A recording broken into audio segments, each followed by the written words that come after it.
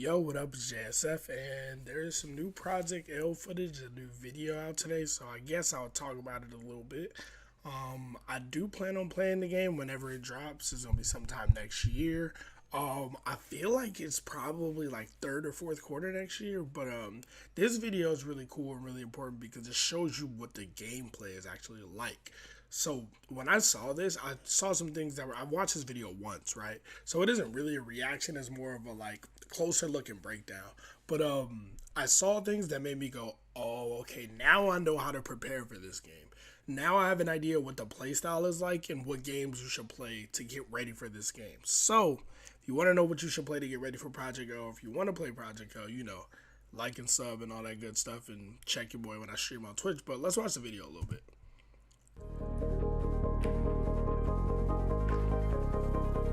I know we got some Tom Cannon speaking or Tony Cannon.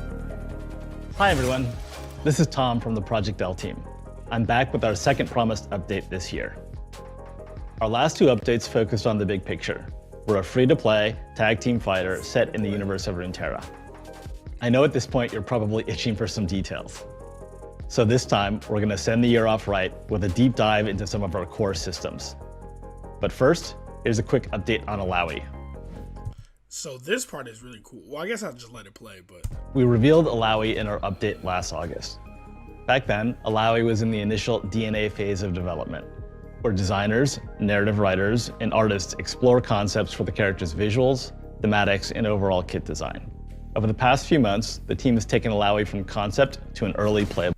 And now you see the first actual gameplay of this character. And if you looked at the all the information they put out in August, they put out like a bunch of concept art and explained how her moveset and all that kind of works. She works exactly how they said she would work. So she's like a big bruiser style character. She's not a grappler at all, but I don't think she'll be my playstyle, but she looks... Malawi is now live in our internal playtests with this early draft of her model and kit.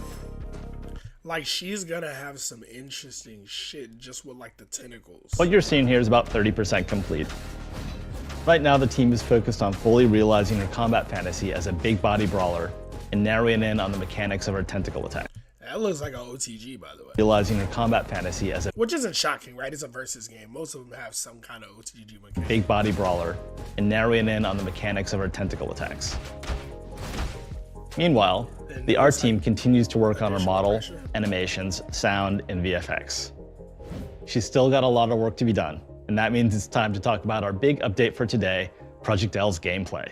I wonder if, like, there are only, like, if she's the only character there, like, how far they've gotten with this character is how far they've gotten, right? Like, if there are no other characters that are more developed than her, or if she's the one they're just choosing to show off. I wonder. Because I feel like they're further along in development and they're, like, leading on.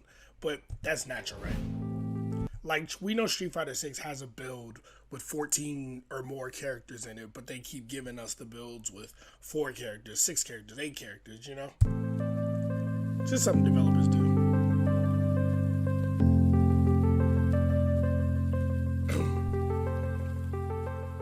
Hey everyone, I'm Sean Unconquerable Rivera, Game Director and Gameplay Design Lead for Project L. Game Director and Gameplay Design Lead.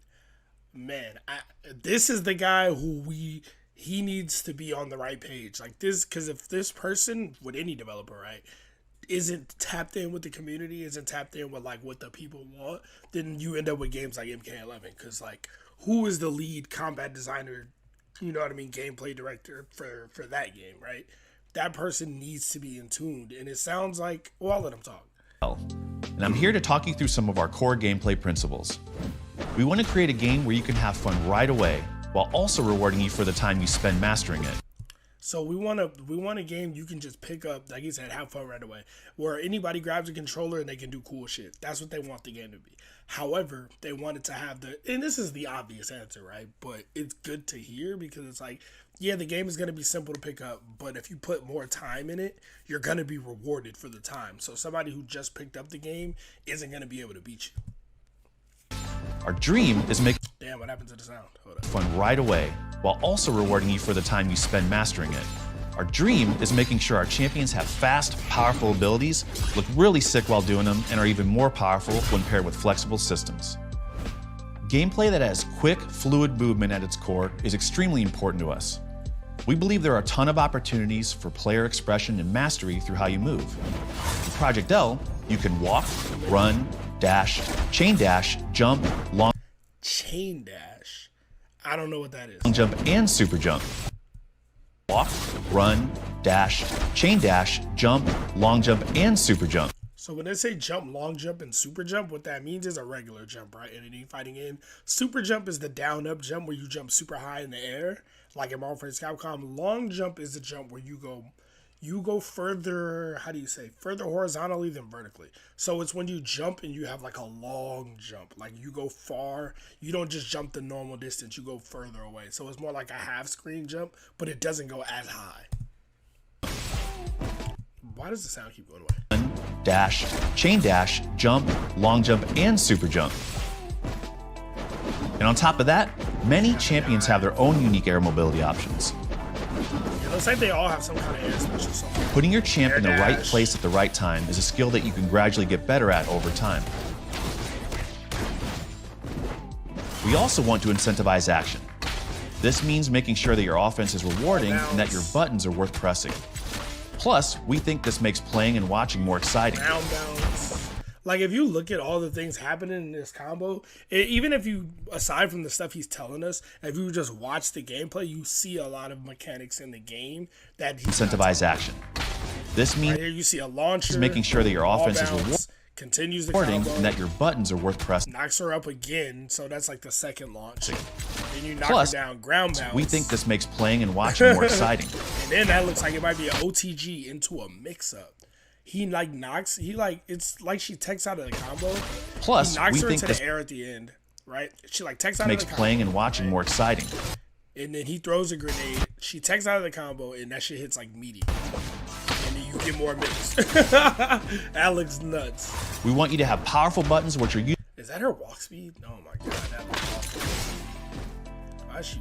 We want you to have powerful buttons which are useful in a number of ways, while also This looks like a backwards wave dash from Jinx. I don't know if it is. Not this. This just looks goofy as hell. we want you to have But when she starts going backwards, it looks like a backwards wave powerful dash. buttons which are useful in a here? number of ways, Is that not a backwards wave dash? I'm pretty sure it's a backwards wave dash. while also giving you the tools you need to defend against them. We have a mix of big, clear defensive options. Push block. In Marvel 3, they call this advancing guard, but it's just a push block. The tools you need to defend Probably won't against cost them. you anything, but it's good that it's. We have a mix of big, clear defensive options and some more nuanced systems that reward you for reading your opponent's next move. Reward you for Those are just some of the basics, but I've still got more to cover today. We were originally developing Project L to be a 1v1 game 1v1. where 2 champions enter I and would've one probably emerges loved that victorious. for 1v1. But around 2 years ago, we made the pivot to a tag team assist-based fighter. Around 2 years ago, they turned it into a tag team assist-based fighter. So late 2020, early 2021, that's when they decided on the change, right? So this game has been in development for a long time, and it's probably not gonna launch with like 30 characters or anything because it's free to play, right? So I think it's coming sooner than people think. Oh shit. But around 2 years ago, we made the pivot to a tag team assist-based fighter. Our tag systems are deep and flexible, aimed at helping you unlock your creativity. They work in Assist. tandem with our champions, allowing 2 champion Is this a super? This looks like a super, like a level 1 super or something. It doesn't really have any cinematic animation, cinematic flair yet, but that screen freeze is indicative of something. That doesn't just happen. helping you unlock your creativity. Anybody. They work in this tandem looks with like our a super champions, regular. allowing 2 champion teams to take down opponents together. In the walking back and forth, like I forget her name, Irie, I think. The reason he's They work walking in back and tandem forth with our right here champ- is to show that you have free range of movement during this. Allowing During 2 this. So I can champion just throw this teams to ball out take and down do opponents anything together. right now. We really felt like it gave us more space to create hype moments where our champions could live up to their fantasies. And I mean, who doesn't love a good team fight?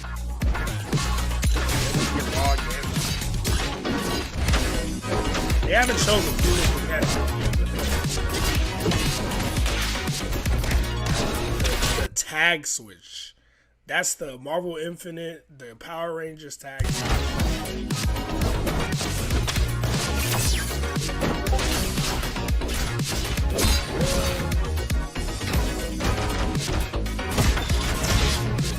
First. So this is sick. This is crazy. I mean, I don't know if this is unheard of or never really been a thing, but one character throws out a trap, throws out something, puts some shit on the screen. Then the other character tags in. As the new point character, they can also knock the traps around. So this makes me feel like a character like Echo or Jinx will be really good because they can just throw shit on the screen. Like Echo can throw a grenade in, tag out, and somebody else can knock the grenade and Jinx or something and zone you. So she puts that down. Echo hits it as a part of the assist, then tags in. These characters. I don't know why she has a character. Yeah. It's very, and I'm gonna say it again,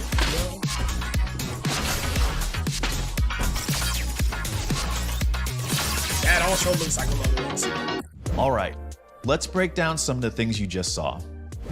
Your main champion, which we'll call your point, and your assist champion can set up some killer combos using all of our tag systems. But then he tags out, right? But for today, I want to focus on 3 of them: assist actions, handshake tag, and dynamic save. These names aren't locked, so they may be called something different the next time you see them. Assist actions are your bread and butter, and each champion has 2 they can perform from off screen. You can every character has 2 assists, which is good. Even hold the input to get a charged assist. You can even hold assist down to get it like. Handshake tag lets you immediately swap between your point and assist champions as long as they're both on screen. When combined with assist actions, it also lets you set up some. So this is important because it's like he says, as long as the character's on the screen, you can still tag. So you know how in versus games, you typically, especially like Marvel vs. Capcom, after they do their assist, they kind of hang out on the screen, do a pose or something. Well, in this game, you can tag them in as long as they're still there. I think that's how it works in Power Rangers, but I'm not sure. My sound again. Handshake tag lets you immediately swap between your point and assist champions as long as they're both on screen. When combined with assist actions, it also lets you set up some really powerful pressure sequences. And you can even use these to extend your combos as well. Like, look at this mix-up. This shit is so fucked up.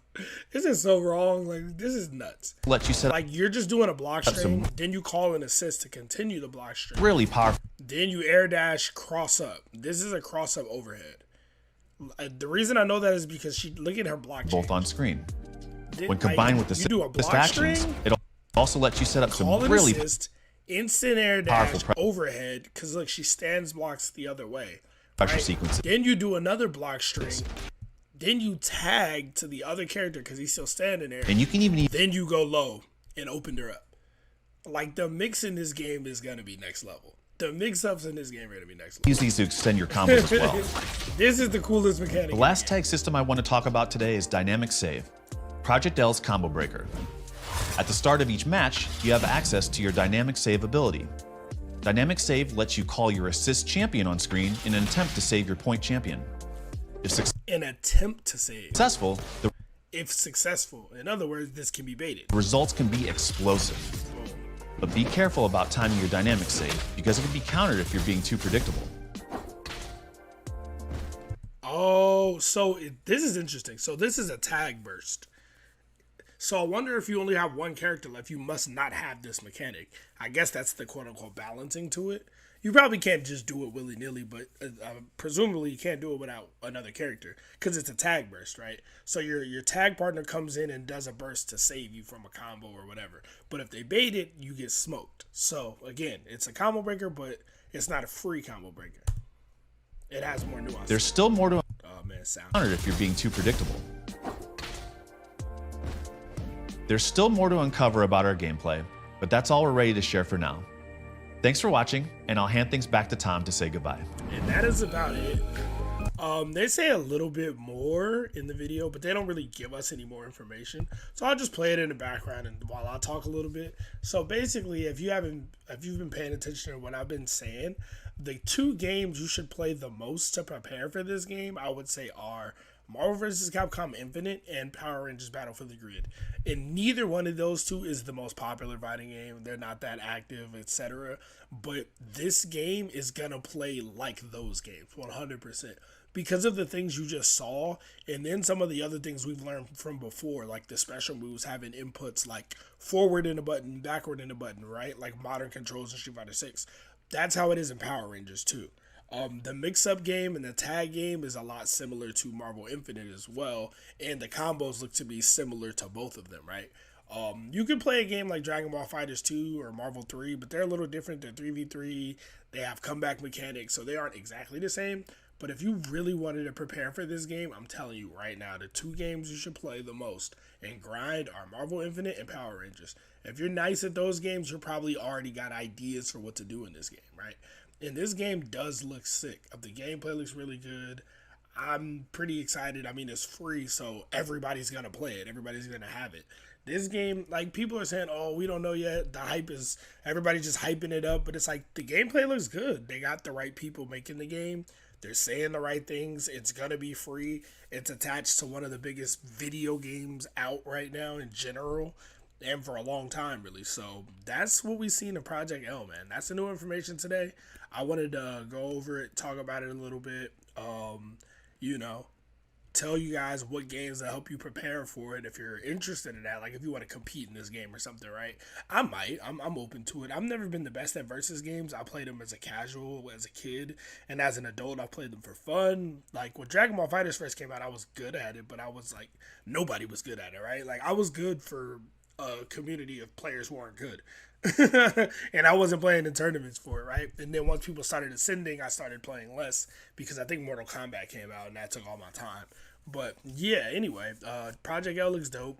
As you guys can see, the mix-ups will be nutty. Hopefully we get an announcement of a date in the next update they give us, which I'm assuming is probably going to be in like 6 months or something like that. But yeah, man, if y'all like Project L, again, like I said, or if y'all like the video, like and sub. See if somebody watches this video, or we get more people to watch the video. The more people that watch the content, the more likely I produce the content. So I'm going to go ahead and get up out of here. I'm probably about to stream twitch.tv/J_S_F. Come and check your boy out. Other than that, y'all have a good one. JSF, I'm outie. Peace.